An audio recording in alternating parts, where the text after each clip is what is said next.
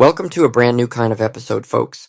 After years of looking back at World Cups gone by, this time we're living it in real time. The World Cup has come to North America, to my adopted home, and round one of the group stages is done and dusted. So let's get into it while it's still hot off the pitch. We have to start with the opener. Mexico against South Africa at the Azteca, and this game made history before it even got going properly. 3 red cards. 3.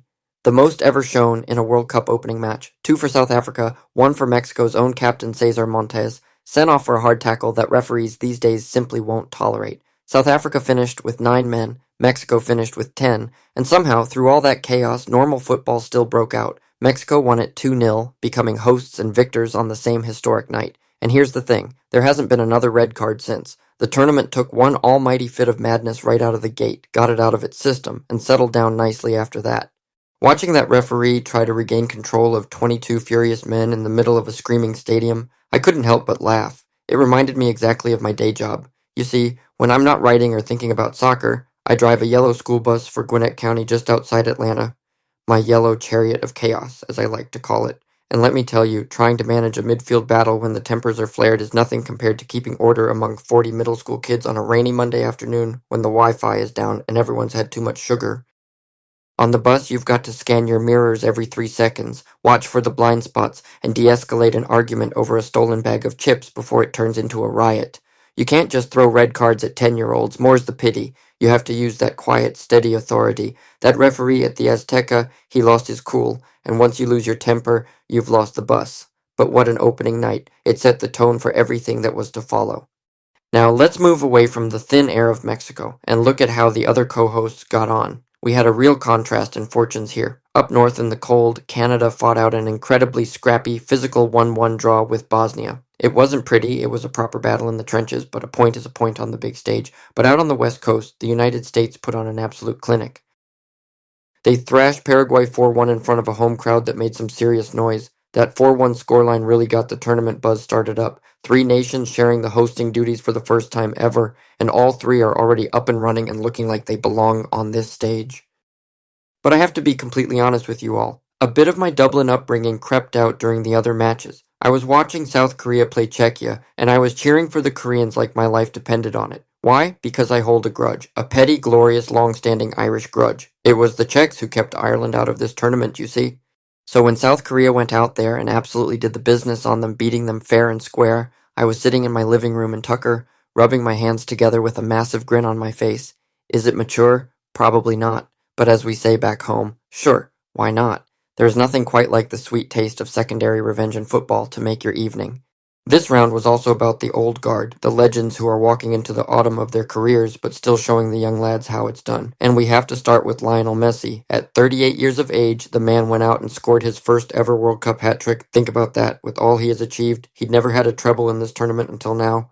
With those 3 goals, he matched Miroslav Klose's legendary record of 16 World Cup goals. But what got me wasn't just the statistics, it was the raw emotion. When he scored that first goal, you could see his face on the high-definition screens. Tears. Actual tears in his eyes. At 38, after winning everything a human being can win in this sport, the green grass and the white ball still mean that much to him. It's beautiful, really. Then, on the other side of the ledger, we had Cristiano Ronaldo. He made history just by stepping onto the pitch, marking his 6th World Cup appearance. 6 tournaments. That is an incredible testament to physical discipline. But his match wasn't quite the fairy tale Messi had. Portugal was held to a frustrating 1-1 draw by an incredibly resilient DR Congo side.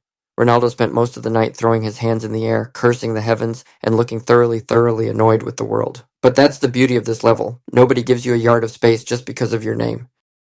Meanwhile, over in the England camp, Harry Kane did what Harry Kane does. He scored a double against Croatia, which drew him level with Gary Lineker's England record. He's just a clinical, relentless goal-scoring machine. And we can't talk about star power without mentioning Kylian Mbappé. France was looking incredibly sluggish, sleepwalking through their match, when Mbappé decided he'd had enough. He picked up the ball, looked up, and hit an absolute screamer from 30 yards out. It was like a thunderbolt that woke the entire French team from their slumber. When the great players decide to turn it on, there is absolutely nothing you can do but watch and appreciate it.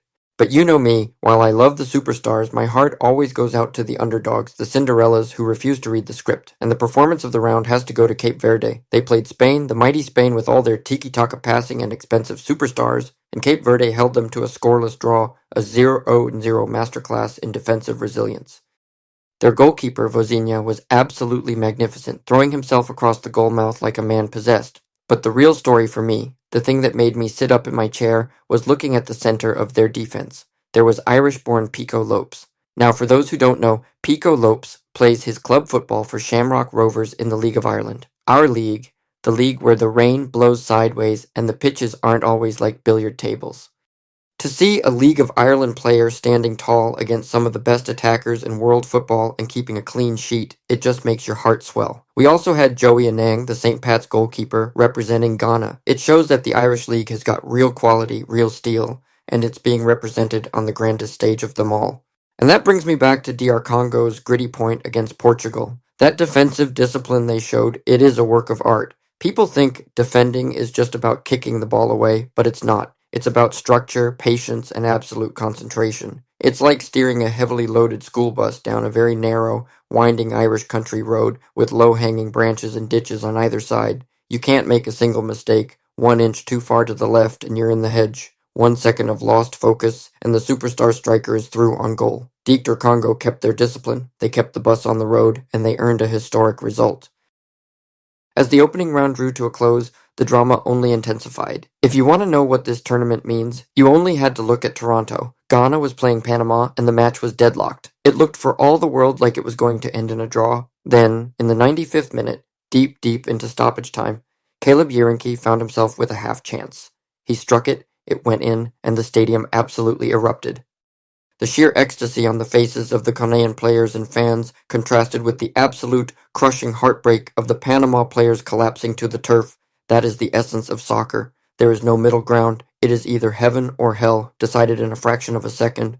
Then we had Colombia. They played Uzbekistan, who are making their very first appearance in a World Cup. The match was played in Mexico City, but you would have sworn it was Bogota. The stadium was a sea of vibrant, brilliant yellow. The Colombian fans brought the carnival atmosphere, and their team responded with a dominant 3-1 victory. Uzbekistan showed great heart, but the Colombian quality and the sheer noise of their support was just too much to overcome.